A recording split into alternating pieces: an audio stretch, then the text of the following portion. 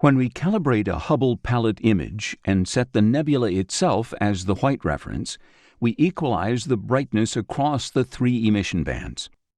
This means that we can see the different hues within the nebula, which depend on its chemical composition. However, there are a lot of stars inside the nebula, and when we set the whole nebula as the white reference, these stars affect the light measurement. The nebula is green, but the stars tend to be neutral in color. Let's look at how these stars affect the measurement of the white balance. If we want to equalize the brightness of the nebula's three emission lines, we need to know the brightness ratio between each line and the brightest one. However, when we use the whole area as the white reference, we're also including the light from the stars, which tends to be neutral. Combining these two effects changes the brightness ratios between the different emission lines. When we add the three neutral pedestals of the stars in the white reference area, the ratios between emission lines become more balanced.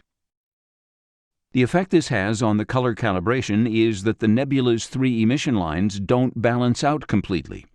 Let's look at this effect on the image. Here we have the nebula calibrated with the stars. Let's create a copy, change the identifier, and set it aside for now.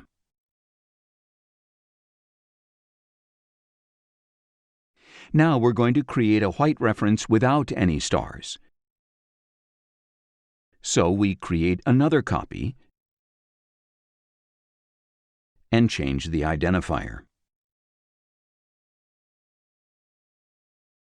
To create a white reference without stars, we need a process that removes those stars. We could use an artificial intelligence-based process that recognizes and removes the stars. But there's another very simple solution, and it's one we used before to create a mask to select the magenta-colored stars. As the stars are small and bright, we can use a multi-scale tool to remove them. This tool will remove all the small-scale structures, leaving only the nebula. There are two basic multi-scale tools in PixInsight: multi-scale linear transform and multi-scale median transform. MMT uses median calculations. In an earlier video, we talked about the difference between the mean and the median. In this case, the median will be the better option for removing the small bright structures because those structures don't affect the median calculation. MMT will therefore remove the stars in the image more effectively than MLT will. To remove the small structures, we simply double-click in the first column for each layer to disable it. And here's the result.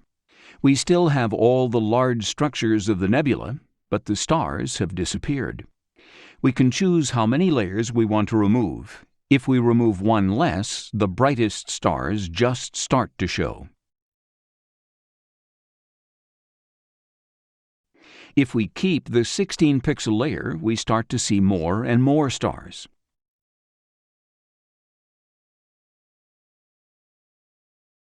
So for this process, we might want to remove 4 or 5 layers.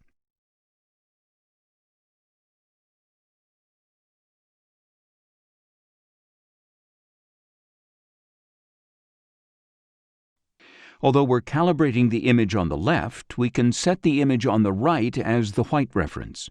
To do this, we click on Preview 1 and drag it to the View Selector tray of the image on the right.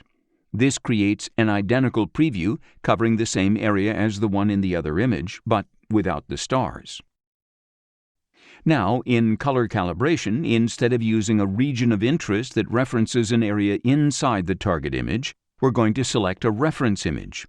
We select Preview 1 of the white reference image and disable the region of interest.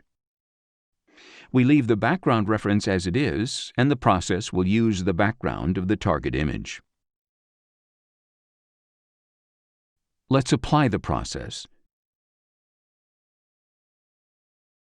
And now we can analyze the result. Let's use pixel math to compare. By making a copy of the main view, we can create a preview of the entire image. And now we can superimpose the image calibrated with the stars. To do this, we simply type the identifier of the image we want to superimpose. This simple equation tells pixel math to replace the target image with the pixels from the other image. If we apply this, we get the image we want to superimpose. We can see the difference in the brightness of the sky background of the two images.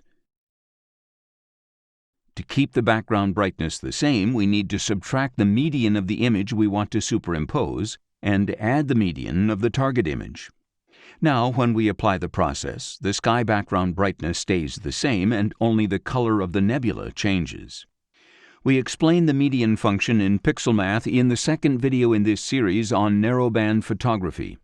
And this method of comparing linear images with pixel math is explained in detail in video 16 in the Introduction to PixInsight series. As you can see, if we calibrate the color with the stars, the colors in the nebula aren't completely balanced, and the result is a bit greener. If we calibrate without the stars, we get less green. There is about 30% more green if we calibrate with the stars. As we've seen in this video, there are two options for calibrating the color of these images. The first is to use the whole object, including its stars, as the reference, and the second is to equalize the brightness of the nebula only without the stars. Both methods are valid, but there's a subtle difference between the meanings of the resulting images.